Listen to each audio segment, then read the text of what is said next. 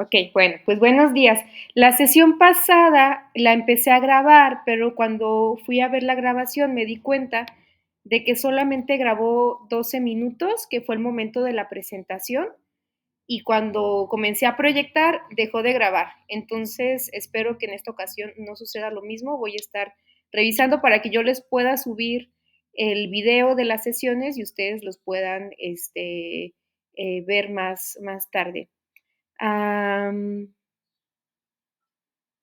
Ok, dice Dulce Ailín que no puede prender su micrófono. Mira, en la parte de abajo, bueno, así me aparece a mí, en la parte de abajo hay una. ¿Estás desde tu teléfono, Dulce, o desde una computadora? Porque si es desde una computadora, en la parte de abajo aparece una barra con varios iconos. Ah, ok, desde el celular. ¿Alguien está desde su celular, chicos, chicas? Que pueda ayudarle a Dulce a decirle cómo encender su cámara. ¿No? Todos estamos desde el. Sí, pero le debe de aparecer el icono justo al lado del micrófono también a ver, O mándanos un screenshot de tu pantalla, Dulce, para que podamos, más o menos orientarte de cómo puedes, encender tu cámara. Em, bien, entonces, por favor, ¿está Victoria Vianney?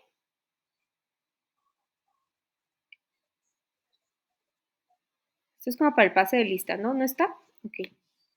¿Está Janet Alejandra?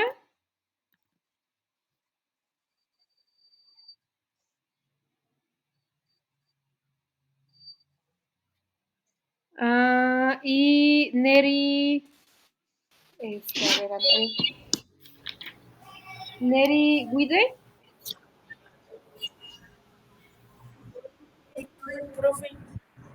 Ok, gracias, es para mi lista. Y Marlon Gordillo, ¿verdad? Sí, ya te. Ok. Entonces, me faltan dos compañeras, ¿verdad? Victoria Vianney y Yaneda Alejandra.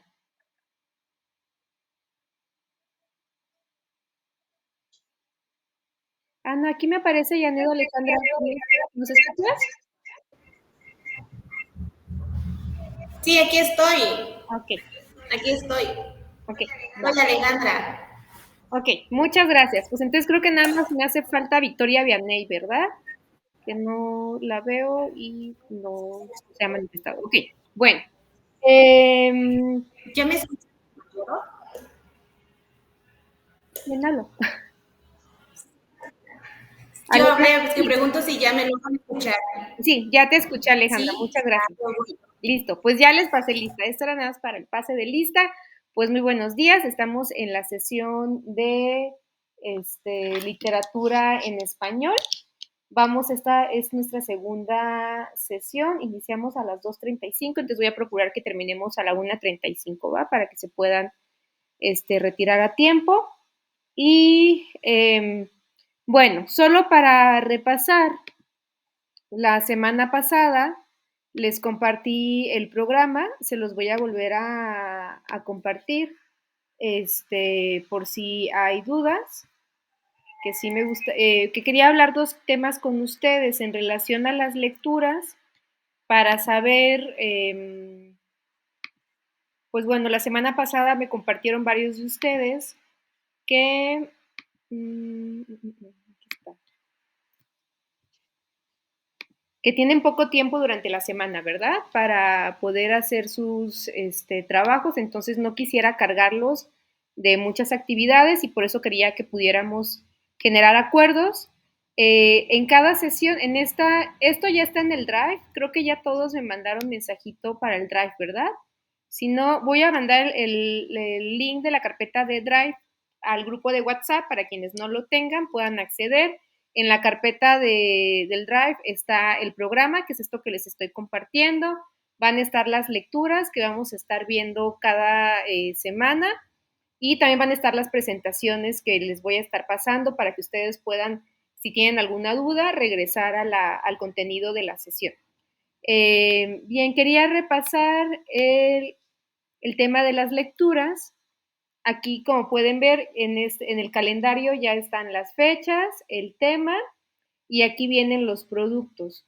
Las críticas personales, les compartía la semana pasada, son orales, son participaciones en donde ustedes comparten qué es lo que leyeron y cuáles fueron sus impresiones de las lecturas. Sí, grabando.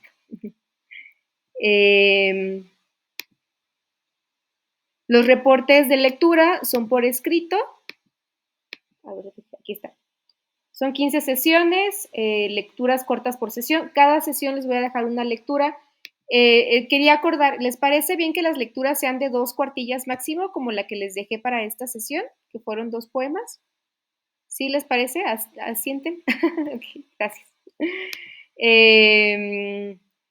Y tienen que elegir una novela. Eso es lo que quería hablar con ustedes. Son 4 novelas. Necesito que me vayan diciendo de las 4 novelas cuál van a escoger. Cada uno debe escoger una y máximo 2 estudiantes van a escoger la misma novela. No se pueden repetir más de 2 estudiantes. Por eso necesito que me envíen qué novela van a escoger. Esto, si quieren, queda como tarea para la siguiente sesión, para que ustedes en el Drive está la carpeta con la bibliografía, para que ustedes la revisen. Si quieren, pueden investigar rápido en Wikipedia de qué va la novela para que vean cuál es la que quieren escoger. Y como algunas novelas son más largas que otras, quería preguntarles a ustedes, ¿cuál sería su capacidad de lectura de estas novelas? ¿Cuánto creen que a lo largo del cuatrimestre puedan leer de estos textos para que yo haga una selección y les diga de tal novela van a leer de tal página a tal página, para que no lean las 200 páginas de la novela, por ejemplo? No sé quién quiere participar y comentarme cuál sería su propuesta de lectura. ¿Cuánto creen que podrían leer de estos textos, aparte de las lecturas por sesión, que son 2 cuartillas por semana?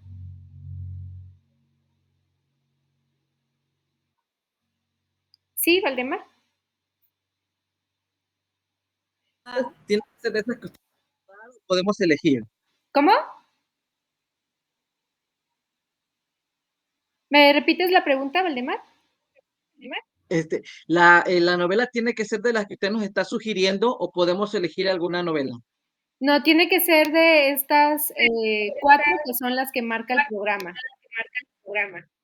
Ok, gracias. Mi propuesta sería que lean mínimo 30 cuartillas, 30 páginas. ¿Les parece? Sí, está bien.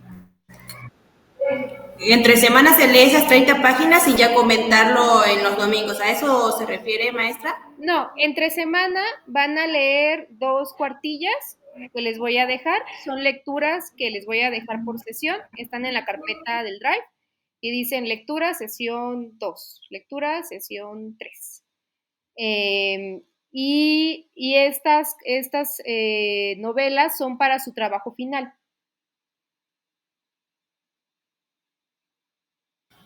O sea, la novela que vamos a elegir, que estamos ya a unos pasos de elegir, sería para todo el cuatrimestre. Así es, sí, para que lo vayan leyendo a lo largo del cuatrimestre. Ah, ok. Miren, repaso nuevamente el programa.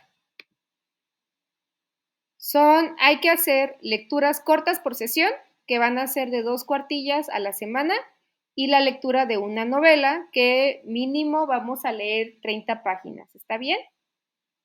Creo que es muy cortito, pero lo estoy haciendo porque me han comentado que tienen, pues que trabaja básicamente toda la semana, entonces también no quiero cargarles, pero esas 30 páginas que vayan a leer, sí quisiera que las lean, digamos, a profundidad, a conciencia, porque es de donde van a hacer su trabajo final.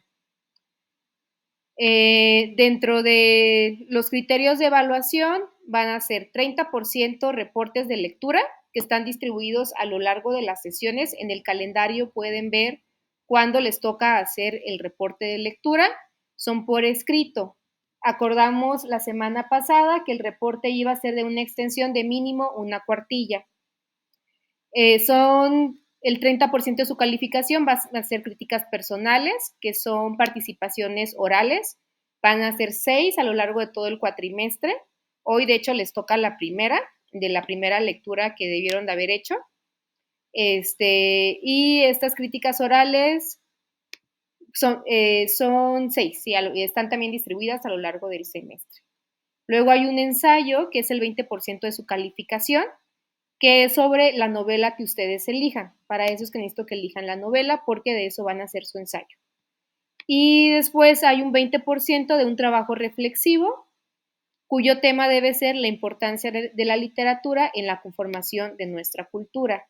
La semana pasada acordamos que los 2 ensayos, tanto el de la novela como el trabajo reflexivo, son de 3 cuartillas, mínimo, ¿sale? ¿Hay dudas sobre esto? Sí, profe.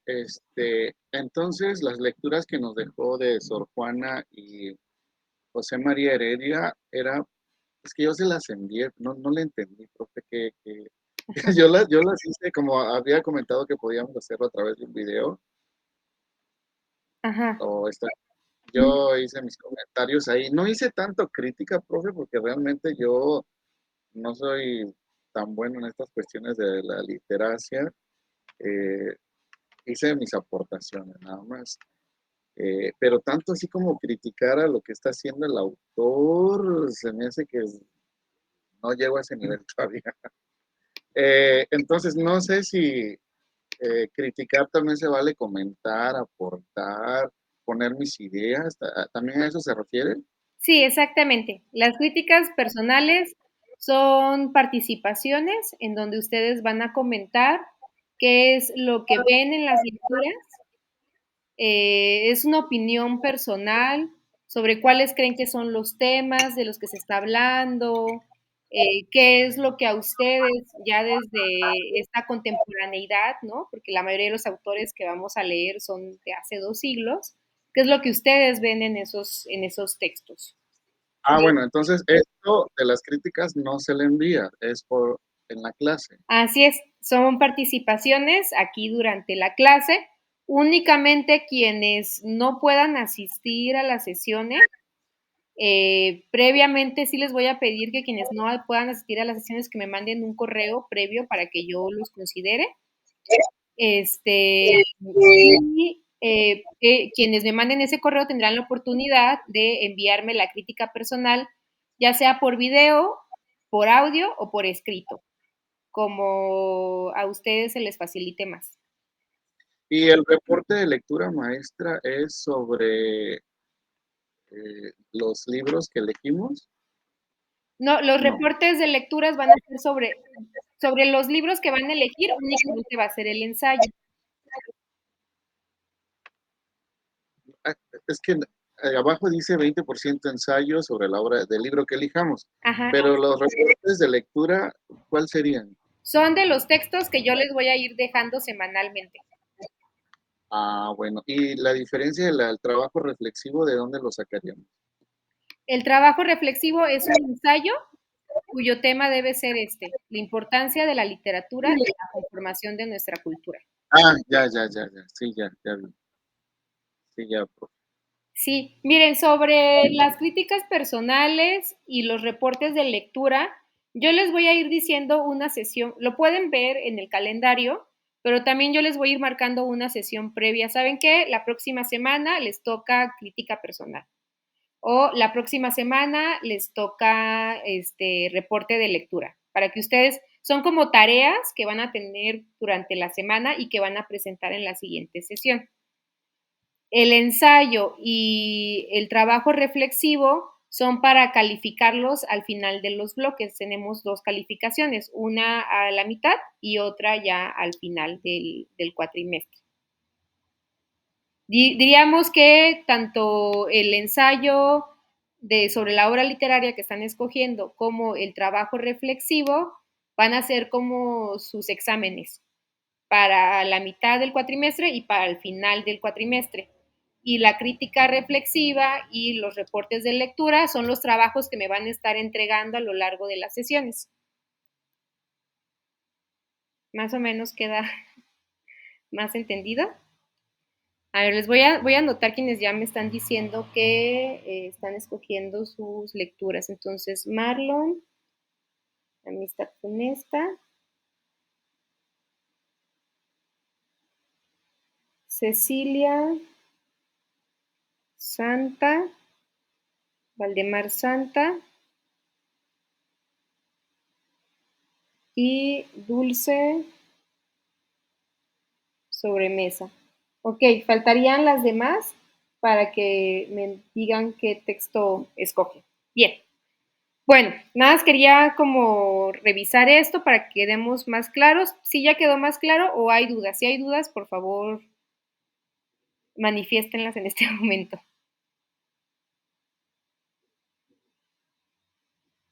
Si no, de todas formas, lo vamos a ir aclarando conforme lo vayamos haciendo. ¿Sí? ¿Alguien creo que abrió el micrófono? Era nada más para confirmar. En dado caso de que no asistamos a las clases, se manda la crítica ya sea por escrito o por video, ¿no? Como se entendido. Así es. Excepto los reportes de lectura, que esos siempre van a ser por escrito y a lo largo del semestre van a ser 3 reportes de lectura. Pueden ir Okay. checando, les recomiendo que vayan checando el calendario porque aquí van a ir viendo cuándo tienen que entregarlo. Hoy, por ejemplo, queda marcada la crítica personal, la siguiente semana hay otra crítica, esta sesión que está pendiente va a ser un reporte de lectura y así van marcadas. Intenté un poco colocarlos para que no queden juntos, para que en cada sesión me entreguen una cosa y no me entreguen 2 productos juntos, ¿no? Por ejemplo, Eh, en la fecha de la entrega de trabajo reflexivo, ahí no les puse ni crítica ni reporte de lectura, ¿sí? el reporte de lectura es en base a la novela que acabamos de escoger, ¿no? No, en base a la novela que van a, es lo que van a hacer con la novela es un ensayo. Entendido, ok. Los Para el reportes, final. así hasta el final. Miren, aquí van marcados crítica personal, reporte de lectura. Aquí está el trabajo reflexivo, el 7 de julio, que sería, digamos, el primer examen o la primera evaluación. Que el trabajo reflexivo, si vemos acá, es sobre este tema, la importancia de la literatura en la conformación de... Entendido. ¿Okay? Entonces, mire, para que lo anoten, 7 de julio, entrega de este trabajo. Luego el ensayo, que es sobre la novela que acaban de escoger, aquí está, el 25 de agosto, ensayo final, sobre la novela que acaban de escoger. ¿Ok? El reporte de lectura, por ejemplo, sería el 4 de agosto, sería el reporte de la consolidación de la poesía, etcétera. Sí, en cada sesión yo les voy a dejar a leer o lecturas de máximo 2 cuartillas. Y sobre esas lecturas van a hacer tanto su crítica personal o sus reportes de lectura. Entendido. ¿Okay? Bueno, vamos a pasarnos, que ya se nos fue la mitad de la sesión.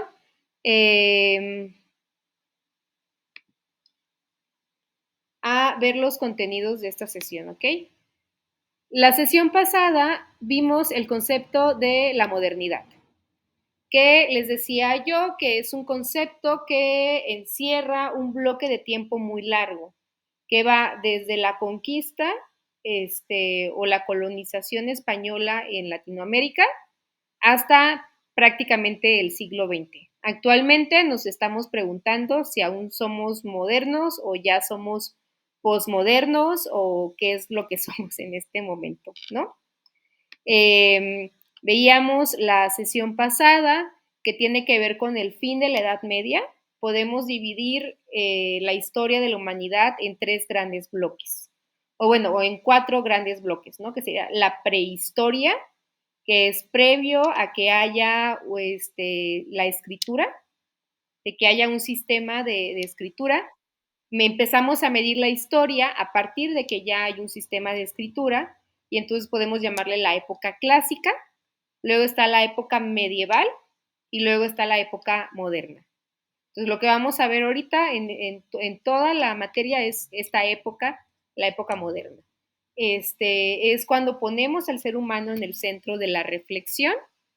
Está ejemplificado por el pensamiento de René Descartes, que él escribió esta frase, bueno, dentro de uno de sus tratados, que dice pienso, luego existo, que quiere decir que únicamente podemos dar cuenta de nuestra existencia cuando estamos reflexionando sobre esa existencia. Entonces hay una separación o un alejamiento del pensamiento religioso. Durante la Edad Media todo se explicaba a partir del pensamiento religioso. En la Edad Moderna comenzamos a, como tal, a constituir las ciencias, ¿no? Las matemáticas, la medicina, comenzamos a ponerle un énfasis al conocimiento humano, porque el pensamiento, nuestro conocimiento, es lo que nos hace patentes que estamos existiendo. Bien, dentro de este gran bloque de tiempo, que son casi 500 años, los movimientos artísticos y culturales que vamos a ver son el Renacimiento, el Romanticismo, el Realismo, Naturalismo y las vanguardias. Nosotros en esta sesión nos vamos a centrar en esta materia nos vamos a centrar sobre todo en estos dos, el Romanticismo, el Realismo y el Naturalismo. Pero en esta sesión y en la siguiente vamos a ver un poco sobre el Renacimiento como un antecedente al romanticismo, para que entendamos por qué los románticos reaccionaron de la forma en la que reaccionaron. Necesitamos entender de dónde venían. ¿A qué se estaban? Les decía la sesión pasada que vamos a ver que todos los movimientos culturales responden a los movimientos anteriores, ¿no? Es como nosotros, nuestro pensamiento siempre se va de alguna forma oponer a lo que nuestros padres decían, y nuestros padres se oponían a lo que sus padres decían, ¿no? Entonces lo mismo pasa en los movimientos culturales, siempre se están respondiendo, o sea, estos cambios que hay en por qué pasamos de un movimiento literario a otro es porque se están respondiendo a los anteriores, pasan una generación distinta y entonces lo que proponen buscan hacer una propuesta radicalmente distinta a lo que hicieron sus antecesores, ¿no? Por eso es que hoy, en esta sesión en particular, vamos a ver el neoclasicismo para entender luego de dónde vienen las reacciones del romanticismo. Y ya a lo largo del semestre vamos a ver romanticismo, realismo, naturalismo y vamos a llegar hasta el modernismo. Las vanguardias son más del siglo XX y esas ya no las vamos a ver durante este cuatrimestre. Ok, el mito de la modernidad. Por aquí nos quedamos la sesión pasada, ¿no? Hablábamos de todo lo que sucedió para que pudiéramos decirnos modernos, como la presencia misma de René Descartes, por ejemplo, el pensamiento de René Descartes. Pero habría que preguntarnos, muchos de estos movimientos suceden en Europa y habría que preguntarnos qué pasa en Latinoamérica. Nuestra historia, nuestra cultura, nuestra literatura se conforman de la misma forma, tienen los mismos componentes, las mismas características, o hay algo distinto por el hecho de estar en un lugar distinto a Europa. Esto es de un libro de un filósofo mexicano que se llama Enrique Dussel, que habla sobre el mito de la modernidad.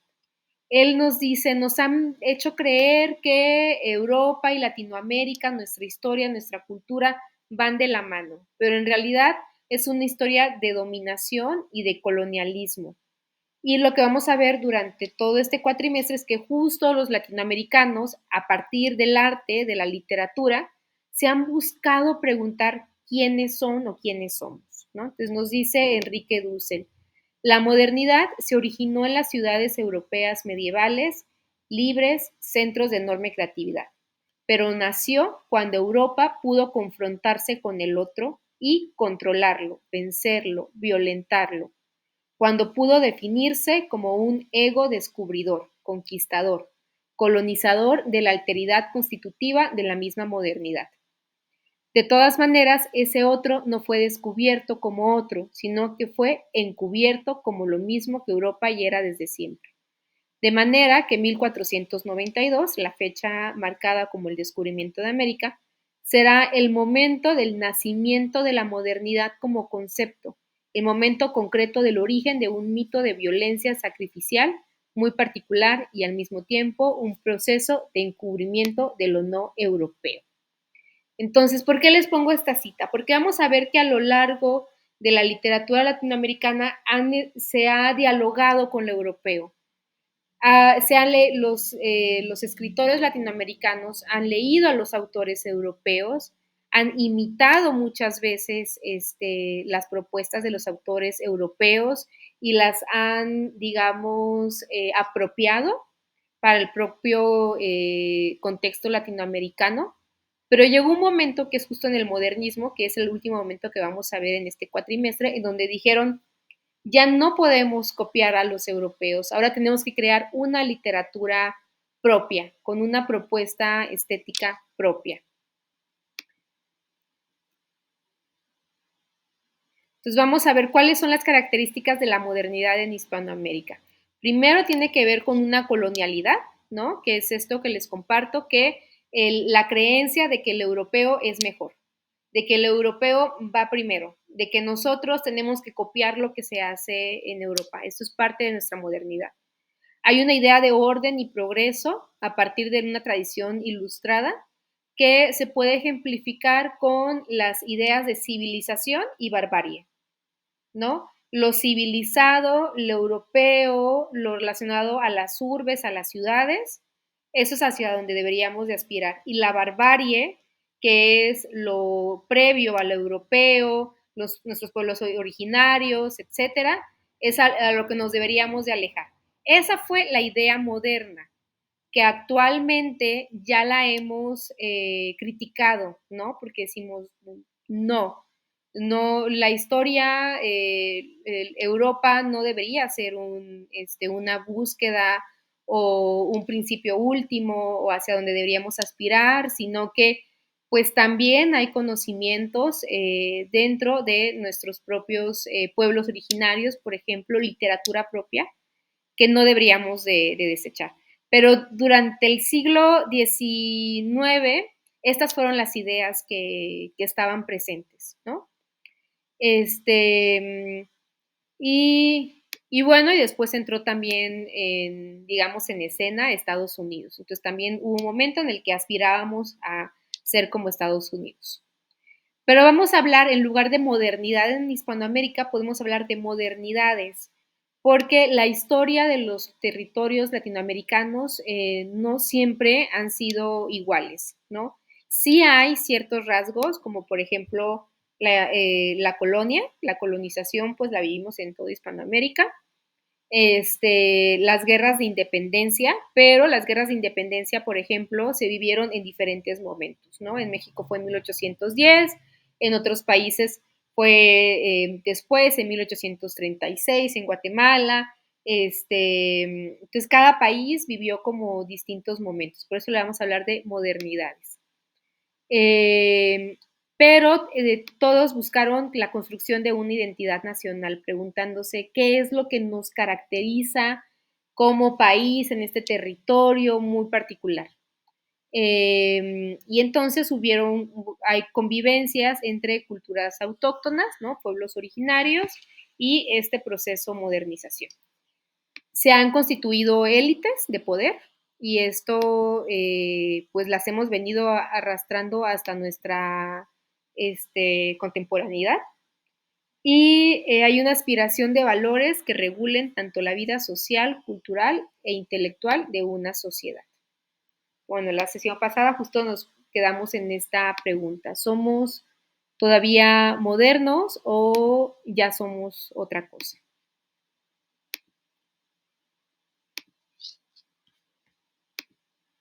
Y bueno, voy pasando rápido porque el tiempo corre. Ok, el tema de esta sesión. ¿Cómo se constituye la literatura hispanoamericana? ¿A qué le llamamos literatura hispanoamericana? Vamos a ver 3 periodos principalmente. La época colonial, que ahí hasta podemos incluir aquí ya incluí la precolombina, porque es toda la literatura oral que existía antes de la llegada de los españoles, pero que se empezó a escribir con la llegada de los españoles. Es decir, cuando llegaron los españoles comenzaron sobre todo las órdenes monásticas, las órdenes religiosas, comenzaron a escribir todos los mitos, los poemas de los pueblos, bueno, no todos, pero sí algunos. Entonces, por eso la consideramos como dentro de la época colonial, porque fue escrita, es decir, estos monjes llegaron a América y pues se dieron cuenta de que para que pudieran colonizar a los pueblos originarios tenían que aprender primero su lengua y luego aprender sus mitos. Entonces, lo que leemos ya de la literatura precolombina en realidad ya es una traducción y por lo tanto ya no es, digamos, tan pura en un sentido de que los monjes escuchaban estas historias y le cambiaban o lo ponían como a ellos les convenía más, ¿no? Sobre todo lo que buscaban estas órdenes religiosas es buscar una forma para que las personas indígenas pudieran aceptar la religión católica. Entonces, por eso es que estos mitos a veces se parecen mucho a la escritura, por ejemplo, de la Biblia, pero es porque los monjes ya estaban buscando cómo ir haciendo para que estos pensamientos precolombinos, o sea, antes de la colonia, pudieran de alguna forma calzar o adecuarse al pensamiento español. También durante esta época contamos con las crónicas de la colonización, que son las crónicas que hicieron los españoles cuando llegaron a Hispanoamérica. Muchas de esas están llenas de elementos fantásticos, porque era lo que veían los españoles cuando llegaron a este nuevo territorio, ¿no? Entonces, en algunos aparecen seres como sirenas, en otras crónicas se habla, por ejemplo, de canibalismo, pero es porque es la visión que tenían los españoles de este territorio. También hay mucho teatro. El teatro tenía la función, pues, también de llegar a las masas, ¿no? Entonces es un teatro muchas veces religioso y moralizante. Y por último está el barroco, que es en la corriente en la que se inscribe nuestra querida Sor Juana Inés de la Cruz.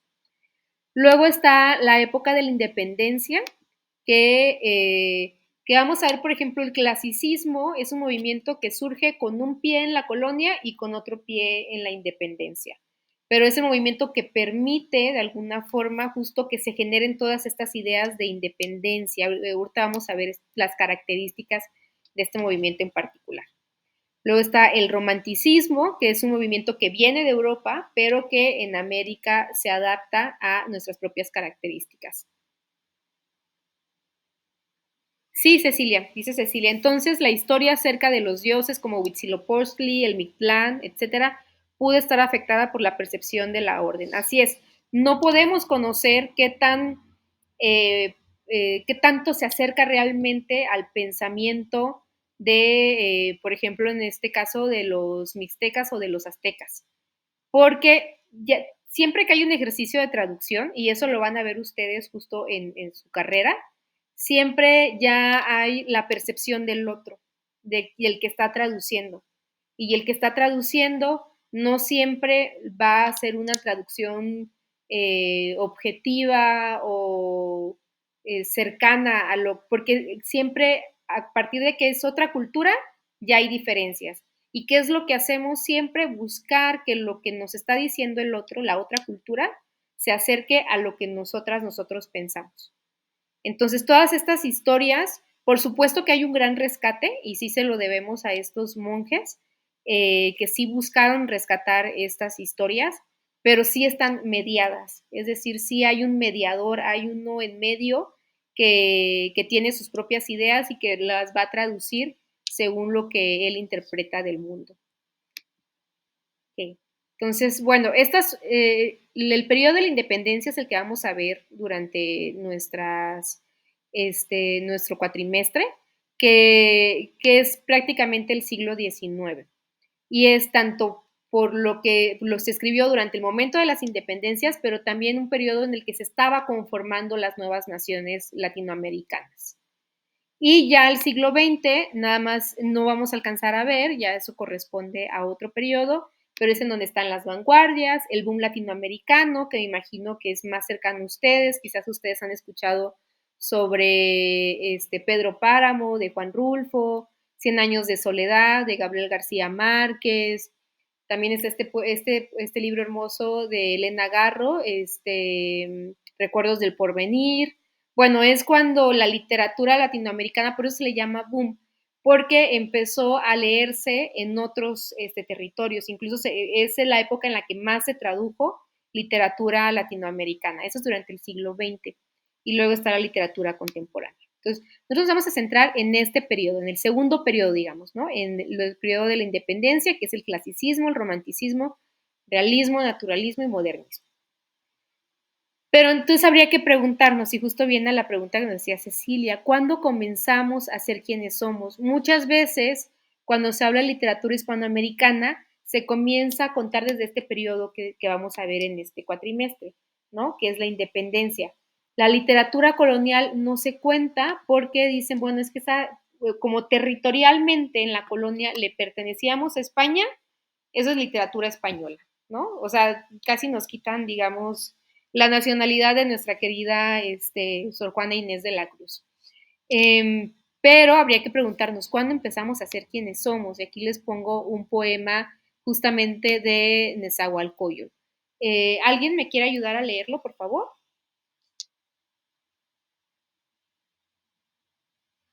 Yo.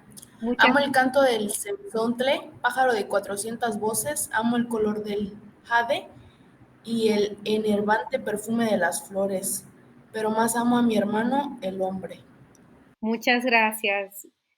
Pues Nezahualcóyotl fue un emperador azteca, le decían el rey poeta, y él, pues muchos de los poemas que tenemos de esa época, que fueron transmitidos de forma oral, se le atribuye a Nezahualcóyotl. Y aquí podemos ver una riqueza poética en las imágenes que él nos presenta. O sea, nos dice el pájaro, el cenzontle, es un pájaro de 400 voces, ¿no? Que tiene muchos cantos. Y esta es una forma, si ustedes han escuchado al cenzontle, sí tiene muchos cantos, pero no llega a 400 voces, ¿no? O sea, creo que ha de tener como 10 sonidos distintos este pequeño pajarito. Pero la forma en que Nezahualcóyotl lo escribe es porque busca visibilizar la riqueza del canto del cenzontle, ¿no? Diciendo que tiene 400 voces. Y él, pues justo le canta a su tierra, ¿no? A los elementos que él podía ver en la naturaleza, al cenzontle, al jade, perdón, a las flores, pero entonces al final nos dice, pero más amo a mi prójimo, ¿no? Bueno, el prójimo ya es ya es un elemento más cristiano, pero bueno, amo al otro, ¿no? A mi hermano, el hombre. Bueno, yo también, como los monjes, ando adecuando lo que dice Nezahualcóyotl. Bueno, entonces ya vamos a ver la tarea que les dejé, que es leímos un poema de Sor Juana y un poema de José Heredia, porque la intención o el objetivo de estas dos lecturas es que veamos las diferencias entre estos dos periodos, que es por una parte el barroco y por el otro el romanticismo. En medio de estos dos periodos está el neoclasicismo, ahorita lo vamos a ver, pero les pongo estos dos, barroco y romanticismo, porque contrastan mucho. Y aquí les pongo como ejemplo, dos pinturas. Del lado izquierdo están las Meninas de Diego Velázquez y del lado derecho está El caminante sobre el mar de nubes de Caspar David Friedrich. Estas son las dos pinturas más representantes. Siempre si van a ver una clase, una plática sobre el romanticismo, les van a poner El caminante entre las nubes. Si van a ver una plática sobre el barroco, les van a poner esta pintura de Velázquez, porque representan mucho las ideas de estos momentos. Por una parte, si vemos la pintura de Diego Velázquez, tiene varias características. La primera es que todo tiene un orden. Todo está, podemos ver que hay un primer plano, que es en donde están las meninas. Esta es la princesa. Diego Velázquez está pintando a la princesa y acompañada de su corte, que son las meninas. Las meninas es como las muchachas, ¿no? Por eso se llama las meninas. Son las muchachas que acompañan a la princesa, están en un primer plano. Luego, en un segundo plano, vemos a Diego Velázquez, el pintor. Y en un tercer plano, aquí al fondo, vemos que aquí hay una pintura, hay un cuadro, bueno, perdón, hay algo que se está reflejando. Esto es un espejo. Y este cuadro es tan paradigmático porque en realidad lo que estamos viendo en el espejo, a quienes se ven, es a los reyes de España. Entonces, lo que estamos viendo es la representación de un pintor pintando un retrato. Es decir, aquí vemos que hay un lienzo muy grande, ¿no? Aquí es donde Diego Velázquez, que es el pintor, está pintando a los reyes. ¿Y en dónde están los reyes? De este lado de la pintura. Es como si Diego se hubiera hecho una selfie. Es como si se hubiera tomado la fotografía así, él pintando a los reyes, la princesa y su corte viendo a los reyes posando, y esto lo podemos ver gracias a que al fondo pone el espejo en donde se ven reflejados la imagen de los reyes. Entonces, Diego Velázquez lo que representa aquí es que en el barroco todo es representación. La idea del arte es ajena al ser humano, es decir, no atraviesa realmente a las personas, sino que el arte es un conocimiento aparte, que es algo que va a cambiar mucho con el romanticismo. Con el romanticismo, el sujeto creador, los escritores, los pintores, todos los artistas, están atravesados por sus emociones. Entonces, bueno, vemos aquí, ya quedamos con las meninas, todo tiene un orden y además tiene el concepto de la representación. Del otro lado, vemos El caminante sobre el mar de nubes de Caspar David Friedrich, que representa el romanticismo. Aquí las diferencias que vemos es, primero, el escenario no es tan, digamos, organizado como en el primer cuadro de las meninas. En el cuadro de las meninas vemos todo como con formas muy cuadradas, muy bien determinadas, y en cambio en esta otra pintura vemos a un sujeto que está en el centro y que está viendo la naturaleza, pero esta naturaleza no es ordenada, es una naturaleza que está en movimiento, que está de alguna forma es impactante por la magnitud de esta naturaleza. Y esta pintura lo que representa es el sentimiento de lo sublime. Lo sublime es cuando nos damos cuenta de la magnitud, cuando el sujeto se encuentra enfrente de lo grande, por ejemplo, la naturaleza. Si ustedes en la noche, y les dejo este ejercicio para que lo hagan hoy en la noche, salgan y miren las estrellas e intenten ver el punto más cercano a ustedes. Les va a generar un sentimiento de enormidad, que es demasiado grande el universo. Eso es el sentimiento de lo sublime. Bien, dice Marlowe, hay una naturaleza furiosa, exactamente, el ser humano es chiquitito frente a la naturaleza. Y les quiero poner rápido y esto se ve tanto en las pinturas, en la literatura, pero también lo podemos ejemplificar con, con la música. Abajo les pongo los nombres de dos compositores. Vamos a escucharlos rápidamente. Uno es Bach. A ver. Seguramente ya escucharon estas piezas, pero vamos a ver los contrastes entre estos dos compositores, Bach y Chopin. Entonces, Bach es del barroco.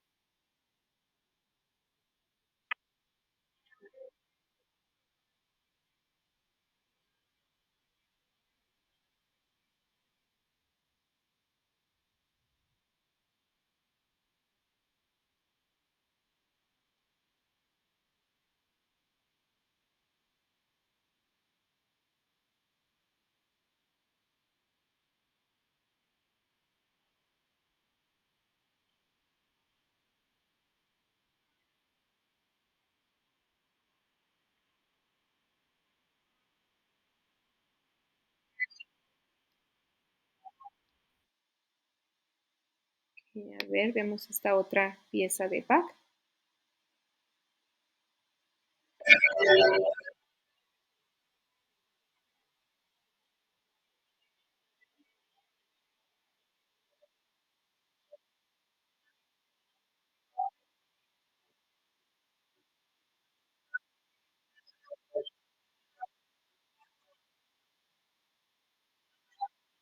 Ok, entonces, ¿qué vemos en la música de Bach que viene del barroco? Primero que primero siempre hay una armonía en el barroco, ¿no? Y les decía en la sesión pasada que el barroco buscaba mucho el ornamento, porque quería llenar todo. Entonces, en la música del barroco, siempre que la escuchemos, vamos a escuchar melodías muy abarrotadas, o sea, como muy llenas de muchos cambios, diferentes instrumentos, y también es una música, digamos, un tanto alegre porque busca la armonía. Pero si nos vamos a la música romántica, por ejemplo, con Chopin, escuchemos la diferencia.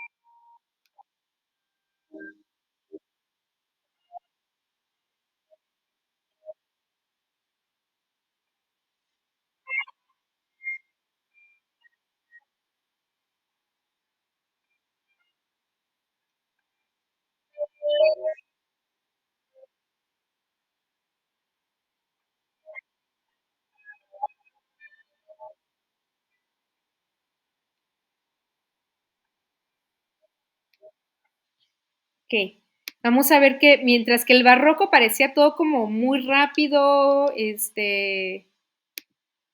muy lleno, ¿no? O sea, muy saturado, muchos instrumentos. En la música romántica ya es más lenta. Sí, justo, Marlon.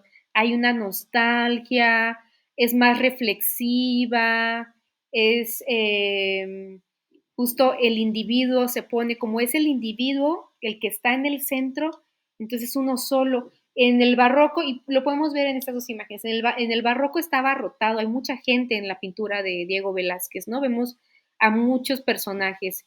Y en cambio en el romanticismo nada más está el individuo solo frente a la naturaleza. Estas son las grandes diferencias que quisiera que nos lleváramos como ideas centrales entre estos dos movimientos.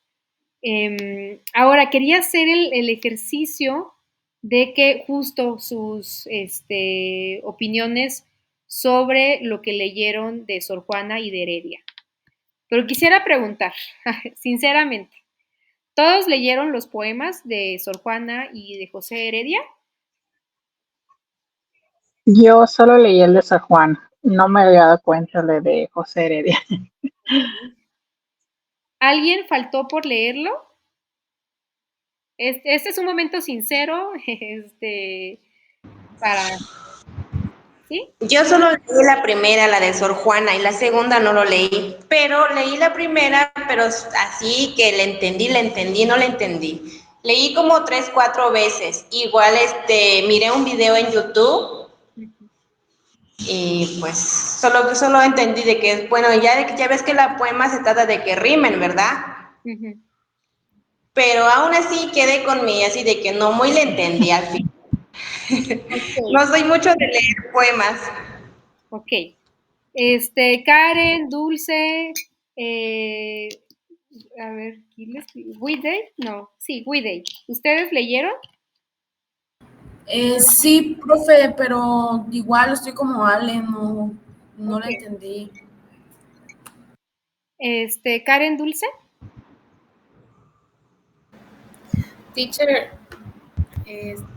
yo me quedé con lo que iba a mandar un link para entrar al Drive y yo la verdad no lo vi o no sé cómo que estaba. Ok, bien, vamos a organizarnos de esta forma. La idea con las críticas personales es justamente que identifiquemos los elementos del poema. Esta sería como nuestra primera crítica, entonces no se preocupen, es como la de prueba, ¿ok? ¿Qué es lo que tenemos que identificar o qué es lo que yo quiero que identifiquen en los poemas? No vamos a ver temas de versificación, o sea, cuántos versos tiene, cuántas sílabas, las rimas, porque esa no es la intención de esta materia. Si ustedes fueran estudiantes de literatura, sí me pondría exigente a que se pongan a contar las sílabas. Pero en esta materia lo que quiero yo que ustedes identifiquen son los temas. ¿De qué nos hablan estos poemas? Entonces, Dulce y Karen, ustedes me dijeron que no tuvieron la oportunidad de leerlo, ¿verdad? Por esta ocasión, si les parece bien, Dulce y Karen me pueden enviar su crítica personal, si a todos les parece bien, porque esta es una prueba y error. Ya en las siguientes sesiones sí les voy a pedir pues que todos presentemos las tareas para que yo las considere dentro de sus calificaciones.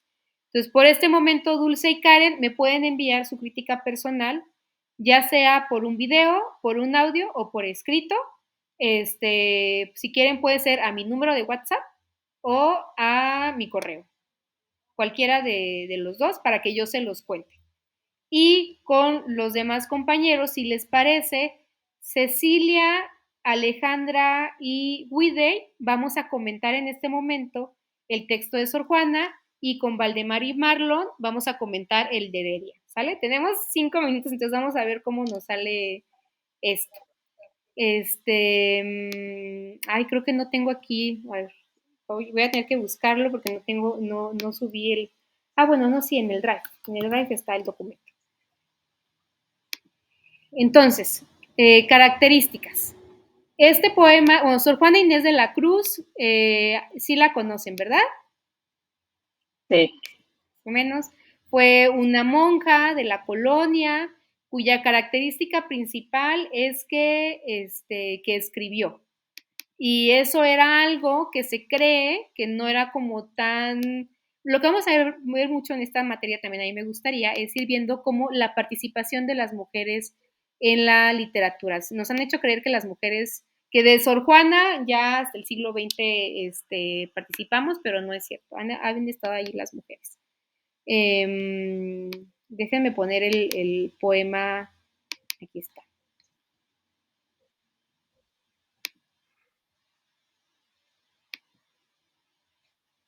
Es un soneto, que quiere decir que está constituido por 4 partes. El soneto es la forma del poema, y se le llama A su retrato o soneto 145.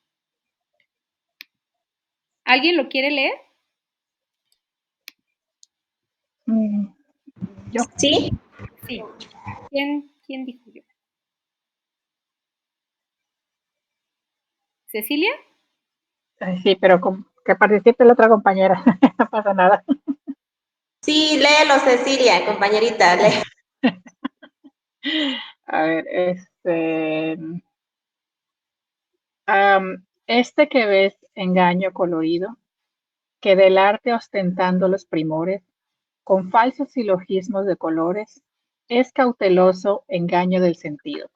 En quien la lisonja ha pretendido excusar de los años los horrores y venciendo del tiempo los rigores, triunfar de la vejez y del olvido. En un vano artificio del cuidado, es una flor al viento delicada, es un resguardo inútil para el hado, es una necia diligencia errada, es un afán caduco y bien mirado, es cadáver, es polvo, es sombra, es nada. Directo en la depresión. Muchas gracias, Cecilia. Bien. Cecilia y Alejandra y Widey. ¿De qué creen que está hablando el poema? Si podemos participar mínimo 2 minutitos cada una. De lo que ustedes, en verdad, que lo que ustedes entiendan. Igual como las compañeras, sí lo tuve que leer unas 5, 6, 7 veces porque sí estaba complicado, ¿no? Y y le entendí como que está haciendo un chanchullo allá, ¿no? Lo que quiere, o sea, es una persona de edad que quiere aparentar que es más jovencilla. Y habla muy bonito para decir. Y habla del paso del tiempo. Alejandra. Bueno, yo le entiendo de que está hablando sobre un retrato, ¿no? De cómo está conformado, cómo está pintado. Bueno, yo así a mi entender. Sobre el retrato y por lo tanto del arte, ¿no? Lo que Sí, veíamos con Diego Velázquez. ¿Guide?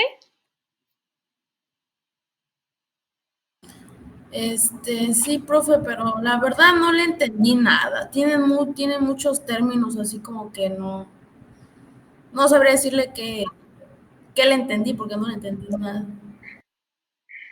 Ok. Em, bien, para las siguientes sesiones, cuando hagamos críticas personales, cuando no le entendamos, se vale que no entendamos un texto, pero sí quiero que me anoten en un cuaderno qué partes no entendieron. Porque incluso para decir, bueno, no le entiendo a esto, necesitamos decir, bueno, no le entiendo a este concepto, ¿no? No sé a qué se refiere con el arte ostentando los primores, no sé qué es silogismo de colores. Entonces, sí se vale que me digan, no entendí, pero que me argumenten por qué no entendieron o qué partes no entendieron para que entonces yo tenga elementos para decir, ah, ok, sí lo leyeron, ¿no? Les costó la lectura, pero sí, sí hicieron la lectura. Bien. Justamente nos decía Alejandra, habla sobre un retrato. Aquí hay dos elementos. El retrato, que es la representación del arte que veíamos con Diego Velázquez, y también Cecilia tiene mucha razón, habla sobre el paso del tiempo. Son estos dos elementos los que están en este poema. Sor Juana le escribe a su retrato y dice, este que ves, o sea, ese retrato que ustedes están viendo, es un engaño colorido. Ostenta del arte ostentando los primores, o sea, quiere decir, el artista puede llegar y al momento de retratar a alguien, le pone más color, le arregla tantito el cabello, le hace los ojos más grandes, le pone rubor, es decir, digamos, embellece a la persona que está retratando. Entonces, nos dice Sor Juana, es falso. El retrato, la pintura, el arte es falsa, porque en realidad el artista está retratando no la realidad, sino lo que él interpreta de la realidad. Entonces es un engaño del sentido. El arte o el retrato es un engaño del sentido. Es un juego, ¿no? O sea, la lisonja es como, es un juego, ¿no? El arte es un juego. Y cuando habla del paso del tiempo, dice excusa de los años los horrores. Es decir, quita el paso del tiempo. Cuando alguien es retratado en una pintura, le quita el paso del tiempo y ya no está ese horror, digamos, ya no me aparecen las arrugas, que a mí no me parece horror, por supuesto, pero en ese tiempo, pues se buscaba como la juventud, ¿no? Y entonces ya las personas a partir del arte del retrato podían triunfar sobre la vejez y sobre todo sobre el olvido. Pero nos recuerda Sor Juana, pero no se olviden que es un artificio, ¿no? Es algo que no es la realidad, es arte, ¿no? Artificio es justo como este juego entre la realidad y la pintura. Es una necia diligencia errada, es un afán caduco y bien mirado, es cadáver, es polvo, es sombra, es nada. Es decir, todo el arte en realidad pues se va a convertir en nada. Entonces, ¿qué es lo que nos está poniendo aquí Sor Juana? Esta idea muy del barroco, que es que el arte es un juego, que no nos creamos nada del arte. Esa era la idea del barroco. El arte está alejada de la realidad, entonces los artistas podían escribir, por ejemplo, sobre la muerte, pero no necesariamente significaba que se sintieran cercanos a la muerte, ¿no? En el barroco. Por ejemplo, Sor Juana escribía mucho sobre literatura amorosa y se preguntan en este tiempo, quien lea Sor Juana dice, bueno, ¿cómo una monja en ese tiempo podía escribir sobre amor, pero, o sea, pues ni conocía el amor y luego O sea que no le iban a regañar por estar escribiendo cosas que no fueran cercanas a Dios, pero ahí está la respuesta en este poema, porque en el barroco el arte no está relacionado con la realidad, con la vida humana, está alejado de la vida, es un artificio, es un juego. Y esta idea es lo que va a cambiar en el romanticismo. Cuando leamos el poema de Heredia vamos a ver que ya el arte está más cercano a la vida de las personas. Nos vamos a quedar hasta acá. En la siguiente sesión vamos a escuchar las críticas personales del poema de Heredia, de Valdemar de Marlon y también de, si les parece, de Dulce y Karen, que no pudieron hacer ahorita su crítica personal. En la siguiente sesión van a tener la oportunidad de verlo. Y nos quedamos entonces con esta idea, ¿no? El barroco, el arte es un artificio, como vemos acá, es un juego, y en el romanticismo ya está muy relacionado a la vida de las personas. Sí, Alejandra, ¿tu pregunta? Y luego Cecilia. Alejandra, ¿vas a participar? O más bien estabas hablando que te hiciste la misma pregunta sobre Sor Juana, ¿no? De cómo Sor Juana escribía sobre esto, siendo... Sí, a eso me refería, porque igual estaba yo leyendo ayer y porque vi que ella, pues, vi que lo obligaron a ser monja, no sé si estoy en lo correcto, eso vi en su historial, pues, de la bibliografía, y me hice esa pregunta, ¿cómo es que ella, pues, escribía así, ¿no? Y también vi en una parte que de este poema que estaba leyendo un sacerdote y que a través de eso lo mezclaba con ¿cómo te digo? Con la Biblia, y yo me quedé así en dudas, ¿cómo está esto, no? Sí. ¿Sí me di a entender? Sí. Si quieren, en la próxima sesión voy a iniciar hablándoles de la vida de Sor Juana, para responder esto de si la obligaron a ser monja. Bueno, más o menos, no fue tan obligada, también fue una decisión de ella, hay que entender un poco el contexto, pero justamente, Alejandra, ella podía permitirse escribir sobre temas románticos porque para ellos en el barroco el arte no estaba relacionado con la vida.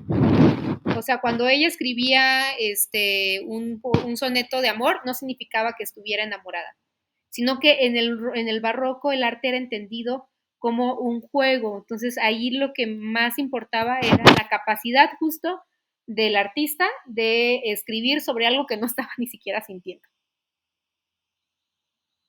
Pero lo vamos a seguir ejemplificando en la siguiente sesión. Cecilia, creo que también levantaste la mano. Ah, sí, pero y Willy, si va a hablar de ella en la otra clase, pues para no quitar más tiempo. Okay. Marlon, ¿tú también ibas a levantar la mano? Sí, igual, pero bueno. ¿Por dos? Nada más iba a comentar que pues era una literata de extrema inteligencia, Sor Juana. Los sonetos están compuestos de manera tan compleja que forman, son en decasílabos, si ven todos los versos, están perfectamente estructurados para que, es un poquito de la métrica, pero lo que muestra, por ejemplo, en estos poemas, en estos sonetos, lo voy a decir, es que en el primer cuarteto ella plantea el problema. En el segundo, el problema se hace más difícil, confronta al lector, ¿no? Mira esto está pasando, está hablando de... yo lo comparé, profe, en mi trabajo con las selfies que hacemos hoy y lo falso que queremos lucir ante las sociedades, ¿no? Y este poema sigue vigente, ¿no? En la tercera, terceto, hay una posible solución y en la cuarta se da una solución en la cuarta estrofa del terceto y muchas veces esa resolución puede ser para bien o para mal o más compleja. Eh, es muy característico del barroco también hablar de la muerte en este orden de ideas. Marcan también la parte del pesimismo, ¿sí? Eh, sí, se medita bastante sobre la realidad de las apariencias, los desengaños, todas estas cuestiones que marcan. En tanto el romanticismo, pues elevan, ¿no? Se exaltan se desbordan en sus emociones y marcan mucho el panteísmo con la naturaleza. Entonces, bueno, de todos modos esa parte yo se la escribí en mi trabajo, no sé qué hice, pero ahí echa el rol. Bueno, profe, muchas gracias. Muchísimas gracias, Marlon. Y creo que diste justo en el clavo al comparar lo que habla Sor Juana sobre el retrato con las selfies, ¿no?